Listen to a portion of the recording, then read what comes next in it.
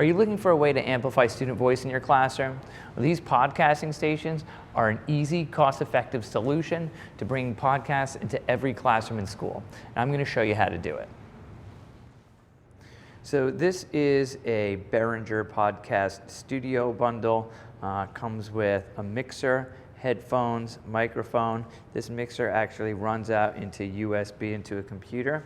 It costs about $100, and I think it is probably the easiest way to get started podcasting. I'm going to show you a couple of different programs now, how you could use it to record and edit your podcast. So here we go. Okay, so I am inside WeVideo, and I am using this record function right here to record both the desktop and webcam. I'm also using the Behringer Podcast Studio Kit to record vocals. And so I'm going to show you how I can use this to record a podcast. Essentially, when you hit record here, a little window pops up and you'll be able to see or choose whether you want to record just the desktop, just the webcam, or both. And you will also have an audio option, and it should default since you plugged in the USB to the Behringer mixer. It should default to that. If not, you could click the little drop-down menu and select the Behringer mixer from there.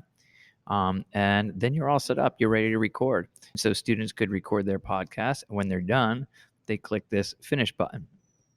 And once they get to that screen, they have two options. One would be to mix down the audio and video into MP4 format.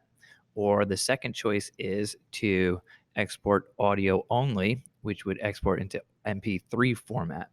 And so if they clicked on export audio only, you would have an MP3 sound file, which could then be uploaded into something like Anchor and broadcasted to Apple Podcasts, Google Podcasts, Stitcher, Spotify, you name it.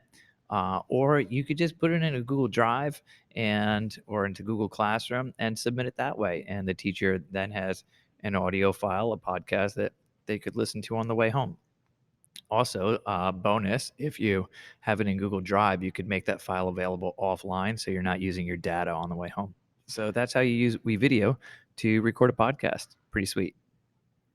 Okay, so a second option is to use an actual audio recording program. I know some people use Audacity or maybe even Pro Tools. I've also used Cakewalk in the past, and lately I've moved on to Soundtrap because I like the simplicity of Soundtrap. I think it's really a program that students can get into pretty easily. Also, the entire program is online, and so I can have students either, if they're signed in as themselves, they can add me as a collaborator, so I can help them with their mixing. But also, I just have a MMS Media Center account that I usually sign into for students, and I could have multiple students signed in at the same time recording different projects, and they all save down low. So you could see I've compiled quite a list of student projects here. And so it's a nice, easy way, is central location for me to just compile all student work and help them in any way that they need. So I'm going to start a new project by entering the studio, and you will see how simple Soundtrap is. You have two options here. One is to create music or podcast. So I'm going to click on podcast, and I'm going to add a new track up here.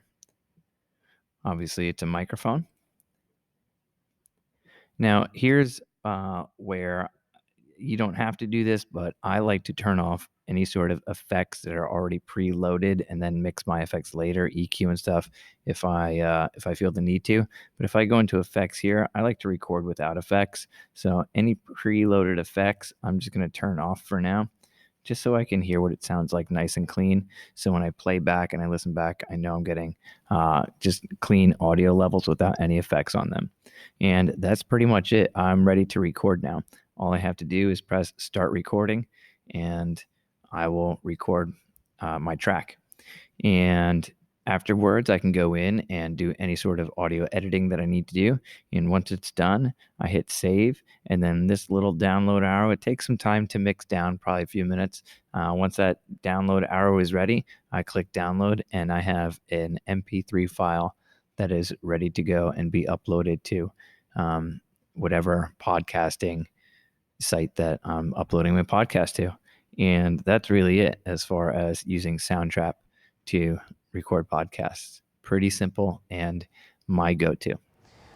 The Behringer Podcast Studio is the perfect solution for podcasting in the classroom. They fit in a basket. You can keep them nice and neat in storage and take them out only when you need to. You could set them up around different stations in the room, so you could have several groups podcasting at the same time. If it gets too noisy, you could even send them out into another room. All they have to do is plug in to the power outlet and to USB, and they're ready to go. While having a kit like this is useful, don't let it stop you from implementing podcasting in your classroom.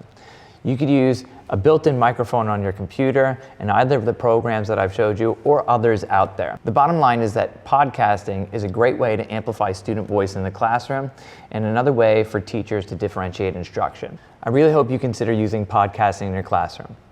Thanks for watching. If you have any questions, you can shoot me an email. I'd be more than happy to answer them.